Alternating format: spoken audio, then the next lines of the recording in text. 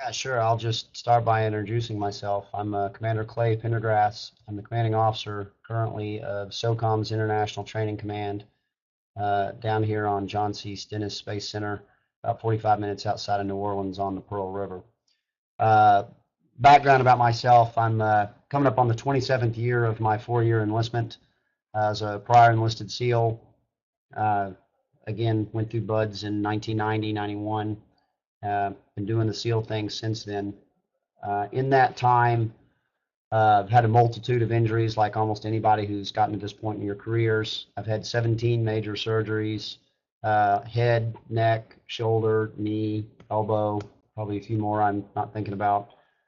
And what I've learned through kind of the last 26, 27 years, particularly the last 10 years, is some things that I was not tracking almost cost me everything.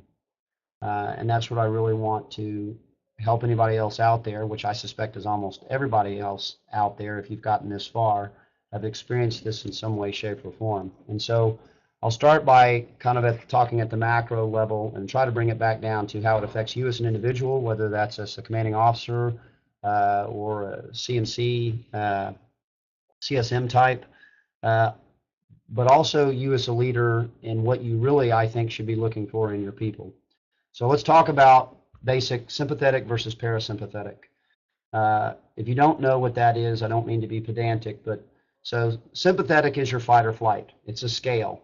When you are fully in complete sympathetic mode, you literally function completely different than a quote unquote normal human being. That is the person who, whatever, the bear jumps at them, or you're in the middle of a firefight, whatever the case may be. When you're in full sympathetic mode, literally your body biophysically changes how it operates. The old proverbial person who gets shot through the arm or leg does not bleed so long as they stay pegged in the sympathetic. And that's a true statement. It's because the blood pools to the organs and you literally don't bleed in your extremities. It's something your body does to protect itself. But there's other things that shut down that you may not realize that. Some of your fine motor skills, some of which we mitigate through years and years of training. But for instance, if you had somebody, if you could have somebody, a voice right next to your ear in the middle of whatever it is that's pegged your parasympathetic, and they said something like, remember the colors blue, yellow, and magenta. And they said it 100 times in a 2-minute period. If you were truly pegged on the sympathetic side and somebody was to come back afterwards and to say, hey, what were the 3 colors you were supposed to remember? Most people would say, what colors? They won't have, their brain literally, this is fascinating to me, but it literally doesn't process the question. You're somewhere internal to your brain, it literally decides that that information is not important, and so it throws it out. You don't hear it.